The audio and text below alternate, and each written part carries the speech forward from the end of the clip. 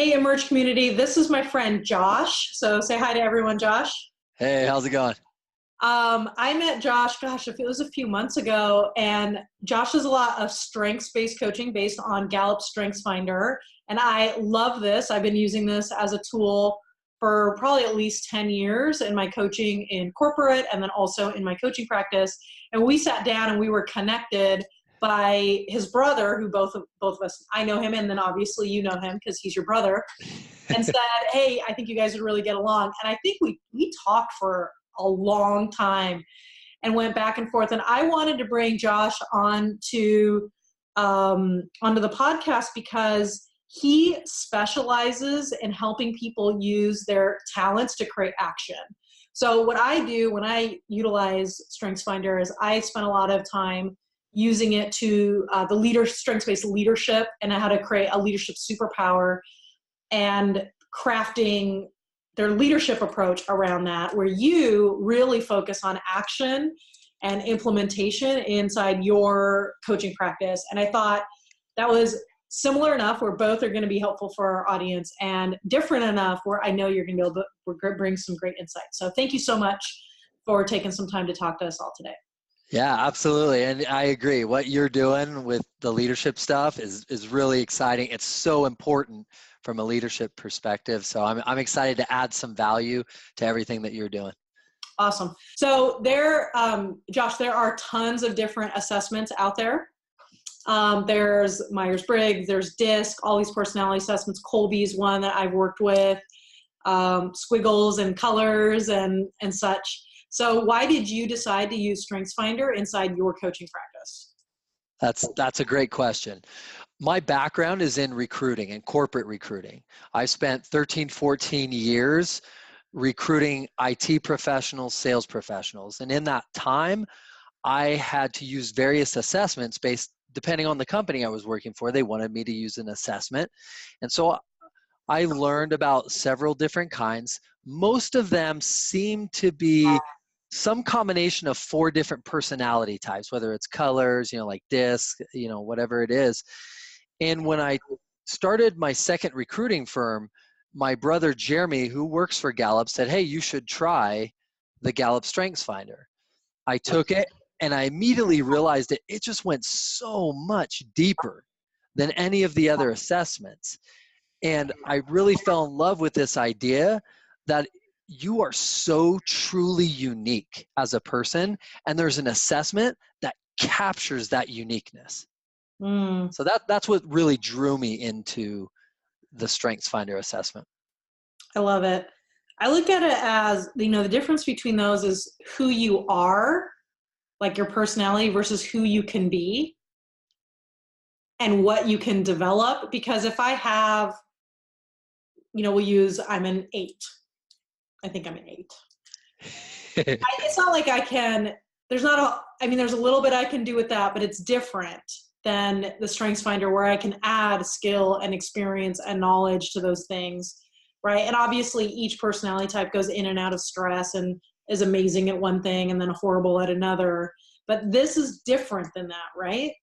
Yeah, absolutely. And I think you hit the nail on the head with adding the skills and the knowledge and all these other things around it. Like once you know that, what that strength is, you can start attracting those skills and knowledges at a greater pace from my point of view. Yeah, I love that. So my next question is for you. So I get my profile and I have this thing and I'm like, what do I even do? Like you read it and you're like, oh, that's me. Or sometimes it's, oh, that's not me. How do I use my strengths profile to actually create money and revenue and profit in my network marketing business? That is actually my favorite question. I'm glad we're talking about this. The first thing I would like to add just on that comment you made, whenever somebody takes the StrengthsFinder, and it is inevitable this will happen, they all immediately default to the report card syndrome, which is, A, B, D, A. What? You had a D? And it's like, that's the focus. And so what happens is when we see our strengths, Mine is woo. My top strengths are, well, I should say those, but its top strengths are woo, positivity, belief, communication, and responsibility. And what happens is, I remember growing up, Josh was a loudmouth. And I used to get sent to the principal's office all the time. And so I have all these negative stigmas built into my psyche over the years. The first thing you have to realize when you take it is that these are all good. Like, you accept them. These are gifts that you were born with, natural talent. So just accept that. So that's the first foundation to take action, is you have to honestly believe that these are your strengths and that they're not negatives. Just some have perceived them negatively, or you have maybe used them negatively because they were so raw at the time. And now maybe they're more refined and developed.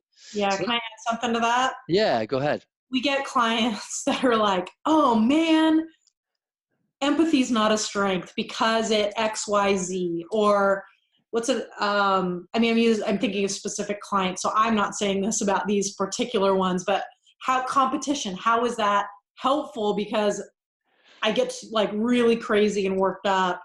And so they kind of look at it and say, I like that one. I like that one. I wish I didn't have this one. And then they'll start comparing to other people. I wish I had that one instead.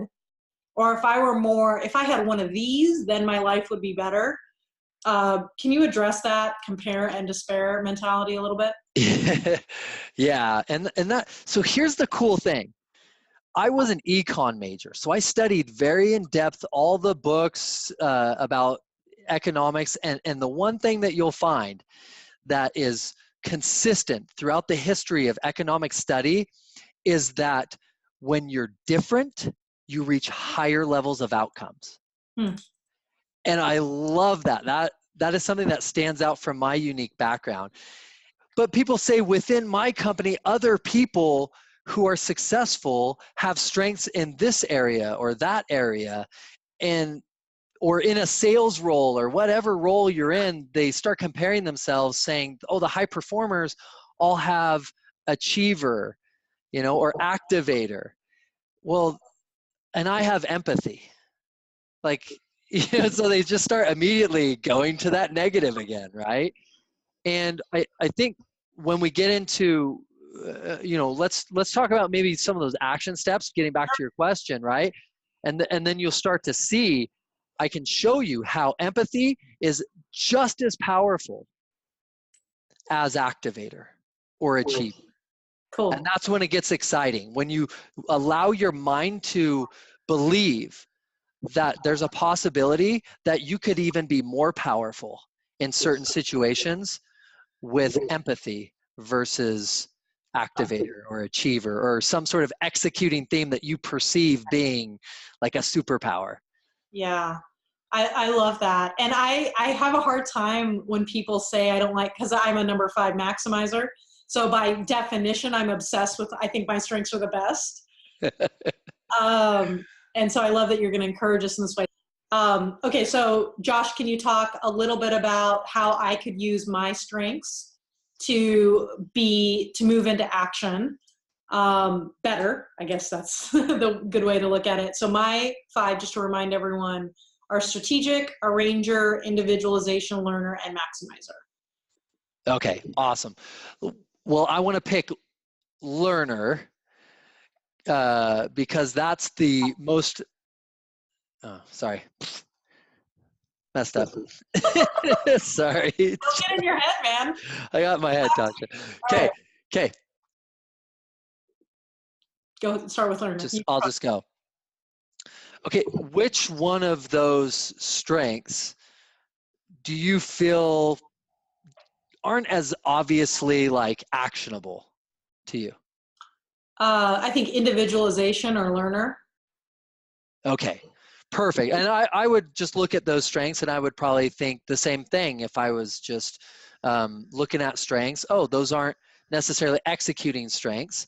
So my mind doesn't naturally go there. And I want to use this also because I really believe it will empower those who have non-executing strengths in their top 5 and feel like that somehow makes them not as actionable. Yeah. So this is a great example. So the first thing we want to do, the first step is to go straight to your Strengths Insight Guide. Yes, Josh, I have my Strengths Insight Guide right here. Perfect. Okay, so what do we need to do with it? Awesome. So the first thing I want you to do is go to your learner. Okay. And within that strength theme, I want you to read through and just find, well, let's do this first. You found it. We're there. We pulled out our Strengths Insight Guide. Boom. Give me a challenge, something that you're trying to take action on.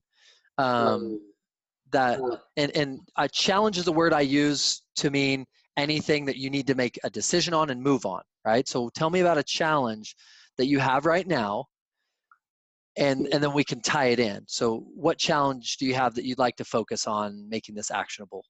So I think my biggest challenge right now, and even my coach is like, I can't just make more time for you, is that I've taken a ton of clients and a ton of groups right now, and I just feel like overmaxed when it comes to time. And so what's happening for me is my follow-up on previous clients is starting to fall by the wayside, which is frustrating. And that has nothing to do with learning, but I think you're going to figure out a way. Right? I will. I always figure out a way. So let me just clarify. You feel like the challenge that you really want to take action on right now is this concept of being able to put into place something that can help you follow up better with your clients. Better, faster, less time, more efficiently, so that I don't get too bogged down. I like this. I like this a lot because I think your learner could actually be your best tool to accomplish this, which might, again, not seem so obvious. Well, because I'm probably trying to get my strategic or my maximizer to do it, and I think I'm going into stress. All right. Should I read this to everyone so that we're all on the same page? What I want you to do is start to read through, and when you come across a phrase that really just jumps out at you, like, wow, like if you see it right away, like, wow, this totally connects to this challenge.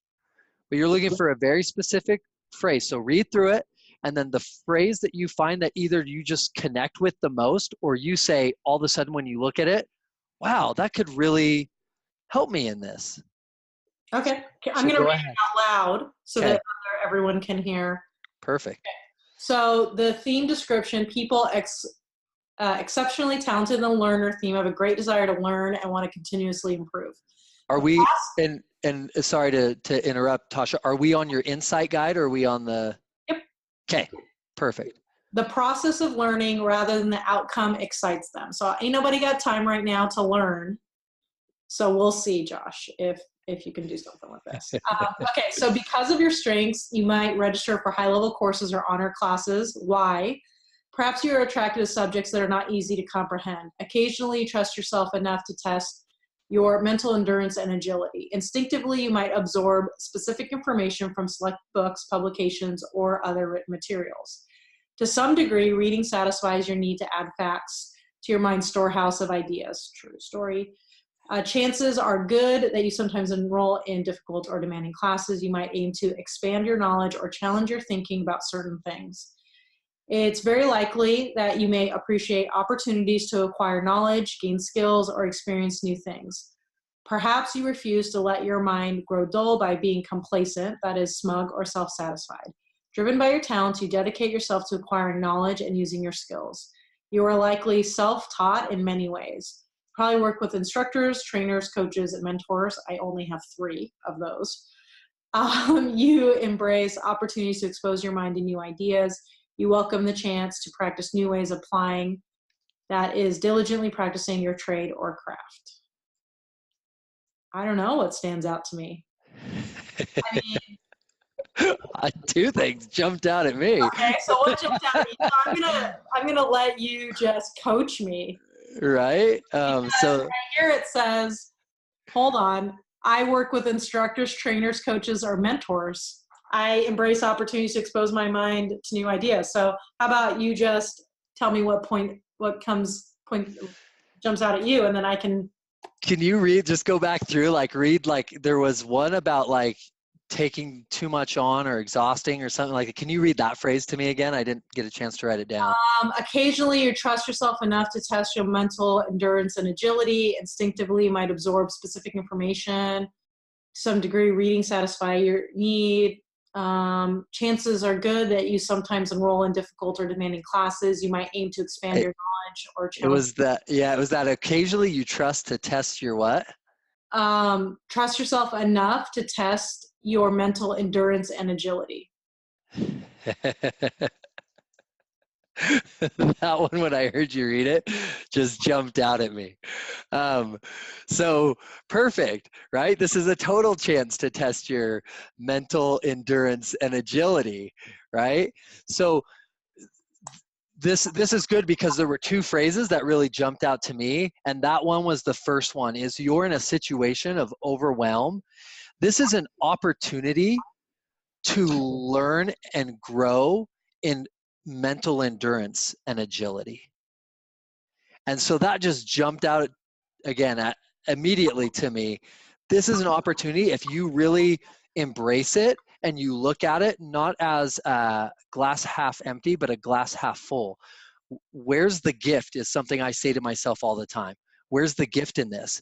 And you can use that specific phrase to go, wow, the gift is I have a high aptitude for pushing my mental endurance and agility, and this is that time. This is that time for me. And I know if I embrace it, that when the storm is over, then comes the calm and the clean beauty, right? The air is the freshest. You can see the farthest because there's no clouds, there's no pollution in the air.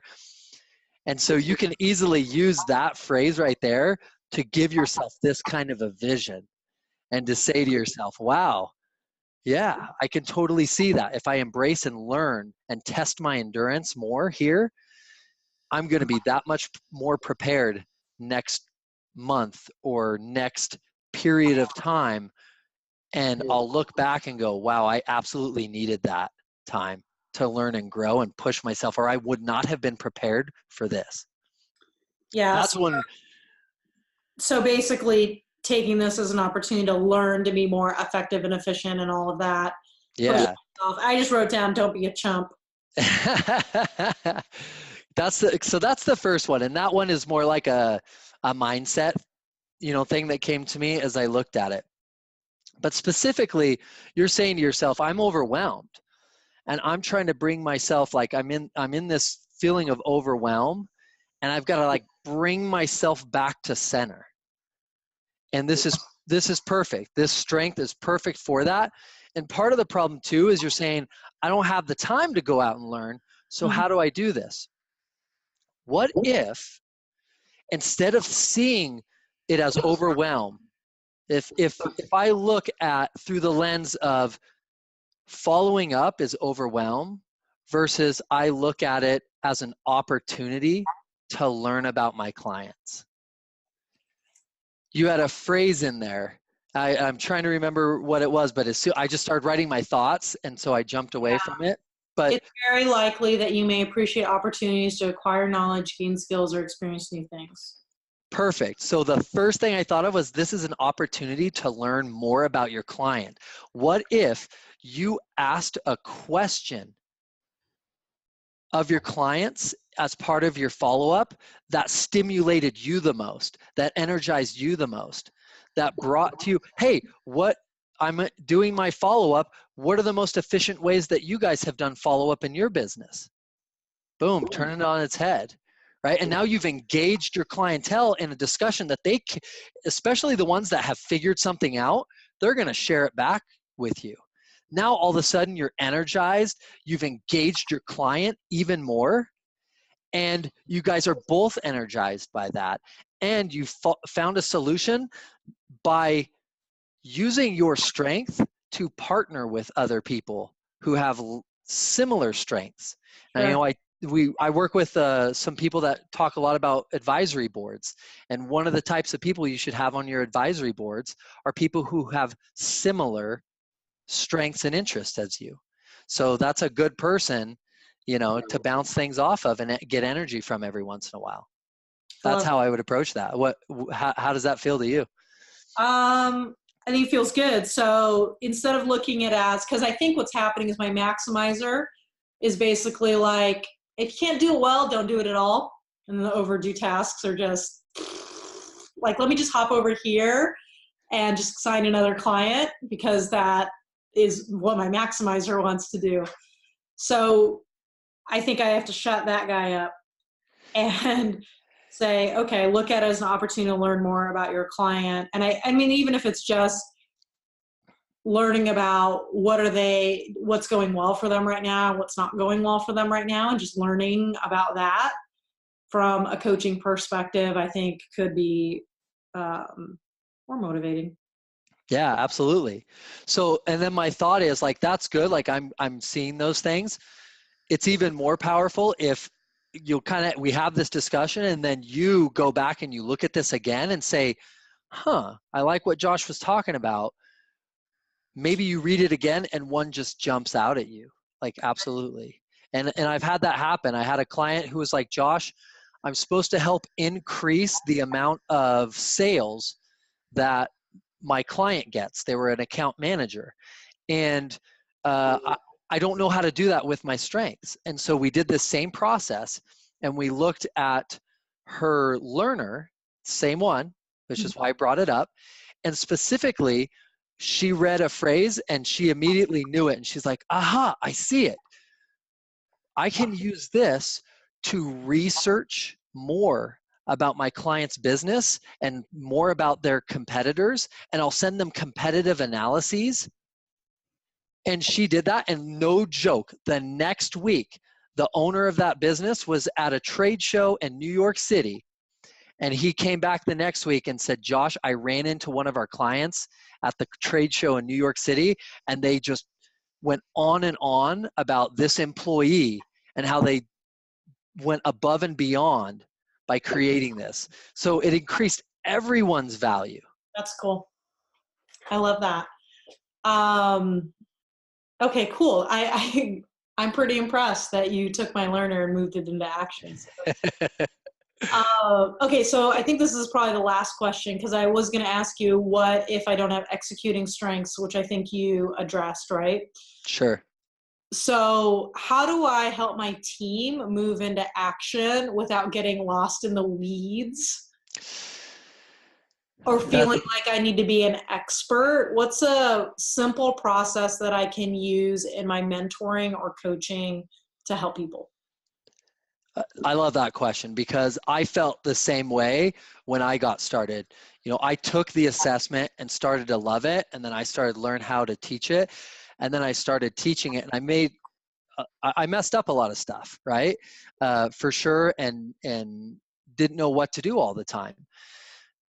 I thought I had to be like the Jeremy Brecheisens of the world, being my brother, I get compared to him a lot. So I thought, that you had to have this ability to like read minds, like read their energy and that sort of thing. You tell me your strength and I can, and there's people who can do this and they're amazing. Jeremy's one of them. You tell him your top 5 and he can pinpoint who you are. And I was intimidated immediately because that's just not one of my talents. That's not who I am. And that's why I developed the methodology that I've developed to make things actionable. And it's a really simple way to make it actionable for those who don't have that intuitive power or the ability to, maybe they don't have input or some of these that lend really well to memorization and things like that. Sure. And so I developed this methodology because of my perceived weakness to myself. I said, well, why don't I just delve into the reports? So really the first thing is to think of your challenge. That's step 1. Mm-hmm. What do I what do I need to accomplish? And write it down. Second step is to say, okay, let's go to my strengths and go through and see initially which of your strengths you think could really lend well to making this actionable. You might find out later that it's a different strength, but start with one that you really feel like could be actionable.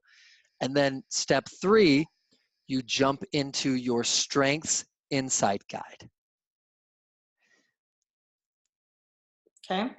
And then at that point, you're finding the very specific, step 4 is to find that specific phrase that really resonates the most with the person that you're talking to. So anytime someone's given me a challenge, I can say, oh, that's cool. I can say, well, what are your top 5? Which do you think of your top 5 relates to this situation? Mm-hmm. And then I go, okay, bust out your strengths insight guide. Let's take a look. Is there anyone that resonates most to you? And like in our situation, like we just did, you didn't have one that necessarily jumped out at you, but I did. So between the two of us, we might see some things that really jump out to us. That was super helpful. And I mean, if you were to ask me that question, right, which one do you think would equip you? I would probably say my strategic. Sure. So although I'm looking at this and maybe it is something different, by nature, you can design innovative plans, raise issues, and identify recurring obstacles as I generate tactical options. And so we'd probably work together. And here's the other power, Tasha, of using the Strengths Insight Guide. You know, they say that Gallup statistic is a little over 1 in 33 million chance of anyone having the same top 5 in the same order. So already, like some people I know who are big into stats or kind of science nerds immediately go, oh, that's unique, but listen, that means there's lots of people still that are like you, you know? But when you get into the Strengths Insight Guides, it's saying that not only do you have the same top 5 in the same order, but then there's all these individualized sentences in there. Mm-hmm. So the odds of anyone else being like you becomes slim to none. And that's what is so empowering to people when they realize the uniqueness of this, and that those phrases are so unique for you and you can use them literally as behaviors to make major action happen. Awesome. I love that. Now we're going to have to wrap up here in a minute. Okay. So what, is there anything else that you want to share with our audience so our folks, right, they're in network marketing, they want to really grow profitable businesses, help their customers, have a thriving team. Any last thoughts that you would want to share with them? Wow. Yeah. That's really good question. I'm trying to think what's maybe that one nugget that I could share. And this is coming to my mind, and I've been coaching a lot on this. And in fact, I'm going to be speaking at an event on this topic, and that's the topic of mentorship. And there's this crazy statistic that Gallup has, which just boggles my mind, that of people who do not have a mentor, so people who don't say they have a mentor in their life, a mere 1% achieve full engagement, say that they're engaged. In other words, right? Only 1% of people who don't have a mentor will say that they're engaged, that they, in other words, engaged to me, it's this word we throw around all the time, but it means that you love what you do. So, wow, can you think about, like, if you don't have a mentor, like, the odds of you loving what you do is so much less, and being in it and loving it and having a good time doing it. So I would say that if you don't have a mentor in your strengths, you need to have one, whether it's Tasha, whether it's me, whether it's someone in your upline who's done this, or it's someone who's in a manager role above you, or however your corporation's or your business organization is structured. Find a mentor in strengths, because I guarantee you, if you love strengths, that having a mentor in that is going to just make everything we talked about today just more actionable. It'll accelerate it more. It's so interesting that you said that, because I was thinking about a handful of clients, and I'm not going to share. I have a few clients who are, cool with me sharing stuff. I have permission to share, so I'm not going to share their names or anything. There's one in particular that is super, super high performing. And if you were to see her publicly, you would say she's the most positive person ever. However, she did not have an active mentor in her business. So she'd kind of eclipsed that. And a lot of the folks that I work with also same, right? They're right. Like, you'll go to a certain level of network marketing and then you surpass all of the mentorship that's available inside. And about 6 weeks in, she said, "Oh my gosh, I finally have my joy back in my business. I can't believe it." And I'm not even sure she would have articulated she didn't have it until that mentorship came in, and we did, like, in our world, right? We did the leadership superpower and really started crafting around that. And yeah, that's spot on. Because if you don't have that makes so much sense. If you don't have a mentor, then how can you be engaged? And I think there are just so many people out there. And I was just talking to a client that I'm starting with tomorrow. She said, "I thought that I needed to figure that the strength was in figuring it out on my own." And so that statistic that you share also lends, and I mean, she would probably also say, "I was starting to severely dislike and feel frustrated and inadequate in my business, but I thought it was my job to figure it out," because she had reached such a high point in her business where she was the source of all mentorship and thought she had to be the one to figure it out. That really, I love that, because that one of my biggest philosophies, and I hear lots of people say this: "Hey, Josh, you teach my people strengths." Well, not me teach, but I had my people take strengths, and now they're learning that. And now they say to me all the time, like, "Yeah, I don't have to do that. That's not my wheelhouse. That's not my strength." You brought up a great point. Step one is using your strengths to do whatever you have to do. And finding, like we just did, like finding ways to take action and doing it in a way that you can actually either get by or actually love it in some cases. But at some point we reach a level where you need teams. Yep. And part of that is having a mentor. A mentor is a part of your team, just like a tennis player. He has a team. He's got mental performance coaches. He's got, training coaches. He's got his strength and conditioning coach. And so those are the things that you need, because that second stage, yes, is now being able to outsource some things that you don't do well to others. But it's a two-part system. You build it for yourself so you can't make excuses. But then at some point you reach such a high level, like her, that you can't reach another level unless you outsource something to a mentor. So I love that. That was awesome. Cool. Josh, if someone wants to connect with you or talk about what it's like to work with you for either themselves or their team, what's the best way for them to reach you? The best way is to send me an email. And it's Josh at genuinerecruiting.com. So Josh at genuinerecruiting.com. Cool. Yep. Awesome. So if you would like to connect with Josh and say thank you for his expertise today, make sure that you shoot him an email. And Josh, I just want to say thank you for being so generous with your knowledge. I know that was stuff that you charged to share with people. I do. So I appreciate you being generous with our audience and bringing so much value today. So thank you very, very much. All right. My pleasure. Thank you for having me, Tasha. Say bye to everyone. All right. See you guys later. Thank you.